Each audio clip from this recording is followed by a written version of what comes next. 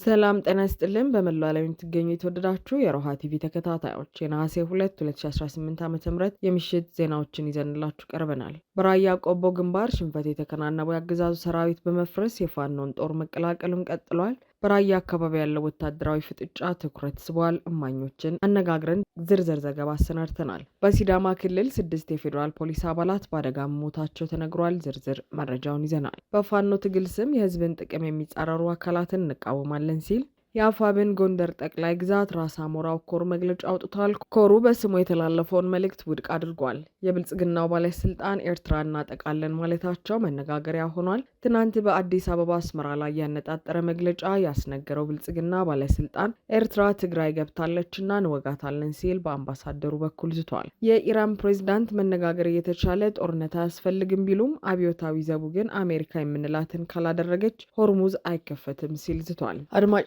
ተመልካቾቻችን አብራችሁ ልትቆዩ ከፈቀዳችሁ እነዚህ መረጃዎች በዝርዝር የምናሰማችሁ ይሆናል። የሮሃ ቲቪ ወቅታዊና ሀቀኛ መረጃዎች እንዲደርሷችሁ ቻናሉን ሰብስክራይብ፣ ላይክ እና ሼር በማድረግ አሁኑኑ ቤተሰብ ይሁኑ።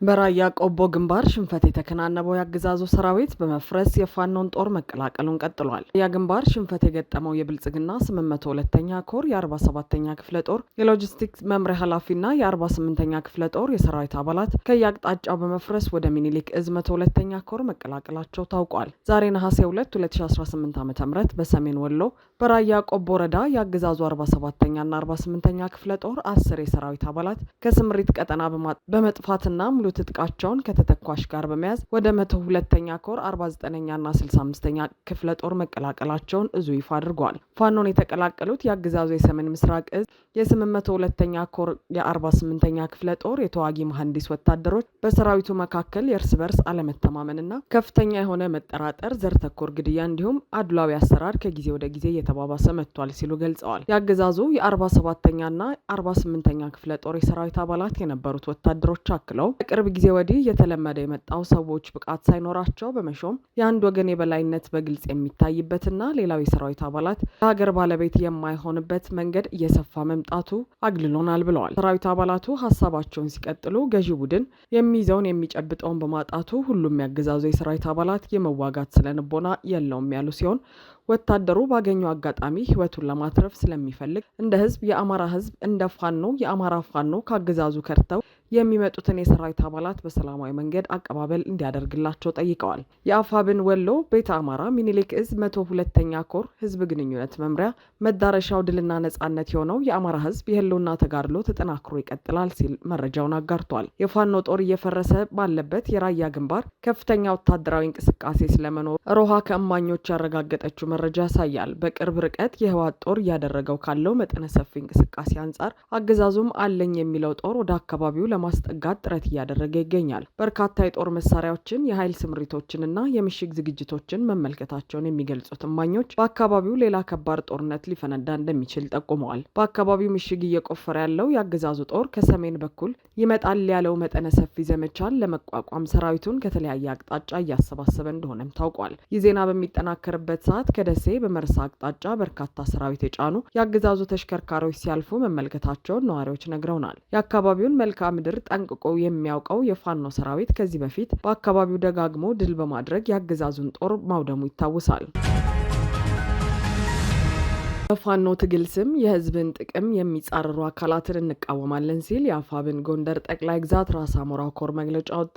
አፋብን ጎንደር ጠቅላይ ግዛት በላይ እዝ 208ኛ ራስ አሞራው ውብነህ ኮር በሰጠው የአቋም መግለጫ እኛ የ208ኛ ራስ አሞራው ውብነህ ኮር የሰራዊት አባላት ከአጽናፍ እስከ አጽናፍ በሀሳብ የበላይነት በማመን ከማንኛውም ወገን በመርህና በሀሳብ በመሞገት ዝግጁ መሆናችንን እናረጋግጣለን ብለዋል። ነገር ግን የጎንደርን ክብር የታጋያችንንና የህዝባችንን ፍላጎትና ጥቅም በማያረጋግጥ መልኩ በታገልልሃለው ሽፋን የግል ወይም ቡድናዊ አመለካከትን ለማስረጽ የሚንቀሳቀስን ማንኛውንም ግለሰብ ይሁን አካል አጥብቀን እንቃወማለን ሲል መግለጫው አስፍሯል። ለተቋማችን ለጎንደር ጠቅላይ ግዛት በላይ እዝ ልክ እንደ ሌሎቹ ኮሮች ያለንን ሙሉ ደጋፊነት፣ ታማኝነትና በመርህ ላይ የተመሰረተ የትግል ቁርጠኝነት ያለን መሆኑን በሙሉ ልብ እናረጋግጣለን ሲልም አክሏል። ከዚህ በተጨማሪም በ208ኛ ራስ አሞራው ውብነህ ኮር ስር የሚገኙ ሁሉም ክፍለ ጦሮች የሰማዕታት አደራ አንድነት ጉባኤ በድርኳዜ የተሰበረው የጎንደር አንድነት በታጋይ ወንድሞቻችን ደምና አጥንት የተገነባ መሆኑን አጥብቀን ስለምናምን በውሳኔው እንሰራለን ሲልም መግለጫው አስረድቷል። ከዚህ ቀደም በኮራችን ስም ከእዝና ከኃላፊነት ወሰናችን ውጭ የወጡ ማንኛውንም መግለጫዎች 208ኛ ራስ አሞራው ውብነህ ኮርን ፈጽሞ የማይወክሉና ከእውቅናችን ውጭ እየተፈጸሙ ያሉ የግለሰቦች ፍላጎት ማርኪያ ጸረ አንድነት ድርጊቶች ናቸው ሲልም ኮሩ አሳውቋል። በመጨረሻም ቀጠናችንን በአስተማማኝ ሁኔታ አስጠብቀን የምንታገል የመርህና የህዝብ ታጋዮች እንጂ የትኛውንም አካል የግል ፍላጎትና አጀንዳ ማስፈጸሚያ ለመሆናችንን እናረጋግጣለን ያለው መግለጫው የትኛውም ቅሬታም ሆነ ጥያቄ አለኝ የሚል አካል ወደ ተቋሙ ቀርቦ መስተናገድ ይችላል በማለት አሳስበዋል። በሲዳማ ክልል 6 የፌዴራል ፖሊስ አባላት በአደጋ መሞታቸው ተነገረ።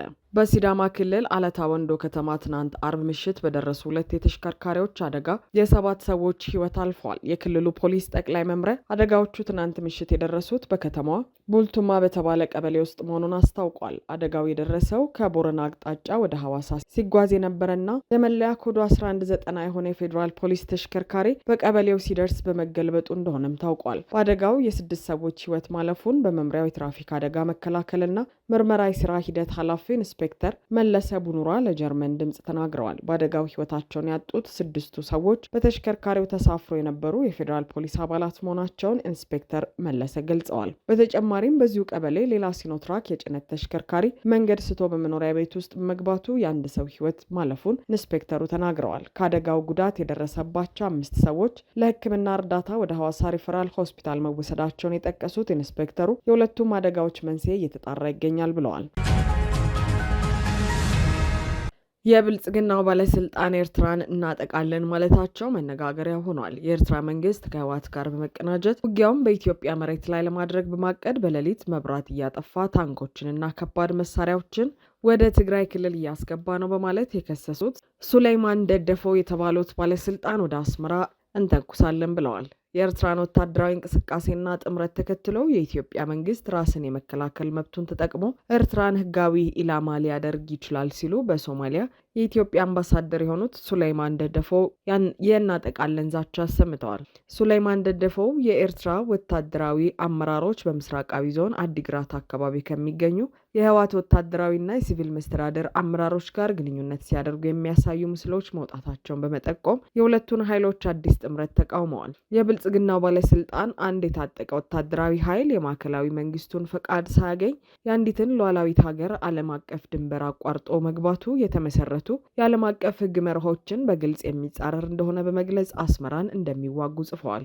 ኤርትራ የታጠቀ ወታደራዊ ልዑካን ወደ ትግራይ ክልል በመላክና ከኢትዮጵያ መንግስት ጋር ቀጥተኛ የኤርትራ እርምጃ የኢትዮጵያን ሉዓላዊነት በከፍተኛ ሁኔታ የሚጥስና እጅግ የከፋ የቀጠናዊ ደህንነት መዘዝ የሚያስከትል ትንኮሳ ነው ሲሉ ያሰፈሩት ሱሌይማን ኤርትራ ይህንን እርምጃ መውሰዷ ህወሓት በሚያካሄደው ጦርነት በቀጥታ አጋር እንደሆነችና ጦርነቱ እንደተቀላቀለች ያስቆጥራል ሲሉ አክለዋል። የብልጽግናው ባለስልጣን ኤርትራ ሉዓላዊነታችንን ስለ ጣሰች እንወጋታለን ባሉበት ዕለት የኤርትራን መንግስት ጥላለሁ የሚል ኃይል አዲስ አበባ ላይ ትናንት መግለጫ መስጠቱ ሌላው መነጋገሪያ ጉዳይ ሆኗል። ለወራት በኦህዴድ መራሹ የብልጽግና አገዛዝ ሙሉ ወታደራዊና ሎጂስቲክስ ድጋፍ እየተደረገለት የኤርትራን መንግስት ለመውጋት በአፋር በረሃ ሲሰለጥን የነበረው ብርጌድ ናሃማዶ የተባለው የኤርትራ አማጺ ስብስብ አገዛዙ በየግንባሩ በገጠመው ከፍተኛ ውጥረትና የወታደራዊ አቅም ውድቀት ምክንያት በገሃድ ወደ አዲስ አበባ እንዲመጣ ተደርጓል። አገዛዙ የዚህን ቡድን አመራሮች በዋና ከተማዋ ሰብስቦ የኤርትራና የትግራይ ህዝብ ለህዝብ ግንኙነትን እንዲያወግዙና የዛቻ መግለጫ እንዲሰጡ ያደረገ ሲሆን ድርጊቱንም በልሳኖቹ በኢቲቪ በፋናና በሌሎች ሚዲያዎቹ ሲያስተጋባ ውሏል። የኢራን ፕሬዝዳንት መነጋገር እየተቻለ ጦርነት አያስፈልግም ቢሉም አብዮታዊ ዘቡ ግን አሜሪካ የምንላትን ካላደረገች ሆርሙዝ አይከፈትም ሲል ዛተ። የኢራን እስላማዊ አብዮታዊ ዘብ የሆርሙዝ ወሽመጥ የመከፈቱ ጉዳይ የሚወሰነው አሜሪካ ከቴህራን የቀረቡላትን ቅድመ ሁኔታዎች በሙሉ ስትቀበል ብቻ እንደሆነ አስታውቋል። የኢራን የውጭ ጉዳይ ሚኒስትር አባስ አራግጂ በበኩላቸው ሆርሙዝን በተመለከተ ከኦማን ጋር የሚደረገው ድርድር እየተጠናቀቀ ቢሆንም ይህ ስምምነት ወሽመጡ ይከፈታል ማለት እንዳልሆነ ተናግረዋል። በሆርሙዝ ሁለት ጫፎች የሚገኙት ኢራንና ኦማን ወሽመጡ የሚተዳደርበትን መንገድ በተመለከተ ሲደራደሩ ቆይተዋል። ይህ ድርድር ወደ መቋጫው መቃረቡን ተከትሎም የአሜሪካ ባለስልጣናት ሆርሙዝ መከፈቱ አይቀሬ እንደሆነ መናገራቸው ተዘግቧል። የውጭ ጉዳይ ሚኒስትሩ አራክቺ የሆርሙዝ ወሽመጥን ህጋዊ መዋቅር፣ አስተዳደርና የመርከብ ጉዞ መስመርን ለመወሰን የሚደረገው ድርድር ለስምምነትም መቃረቡን ዛሬ ቅዳሜ ለጋዜጠኞች ተናግረዋል። ከኦማን ጋር ስምምነት መፈጸሙ ግን የወሽመጡን መከፈት እንደማያረጋግጥ ጠቁመዋል። የሆርሙዝ መከፈት በሌሎች ሁኔታዎች ላይ የሚመሰረት ነው ያሉት አባስ አሜሪካ የኢስላማባድ የመግባቢያ ስምምነትን በመጣሷ ካሳ እንድትከፍል ማድረግ ከቅድመ ሁኔታዎቹ አንዱ እንደሆነ ጠቅሰዋል። በዚሁ ጉዳይ ላይ አስተያየት የሰጡት የኢራን እስላማዊ አብዮታዊ ዘብ ቃል አቀባይ ጀነራል ሞሄቢም በተመሳሳይ ኦማን ጋር የሚደረገው ድርድር ከሆርሙዝ መከፈት ጋር ግንኙነት እንደሌለው ገልጸዋል። ቃል አቀባዩ ሆርሙዝ ወሽመጥ ለኛ ኢኮኖሚያዊ የውሃ መስመር ብቻ አይደለም፣ በእስላማዊው ሪፐብሊክ እጅ የሚገኝ ጂኦግራፊያዊ አቅምና ጉልበት ጭምር ነው። ስለዚህ ጠላት ወሽመጡ እንዲከፈት የኢራንን ቅድመ ሁኔታዎች ለመቀበል ይገደዳል ብለዋል።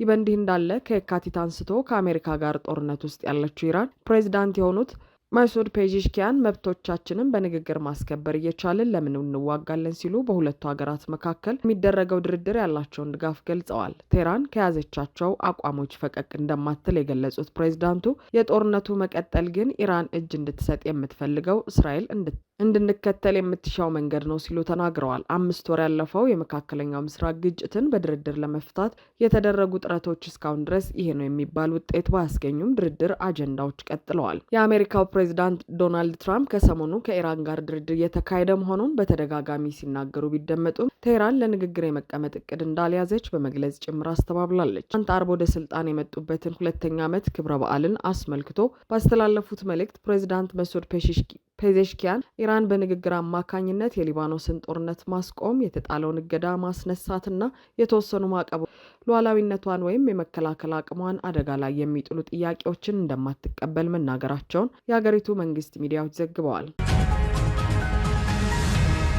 አድማጭ ተመልካቾቻችን የሰዓቱ የሮሃ ቲቪ ዜናዎች የተከታተላችኋቸውን ይመስሉ ነበር።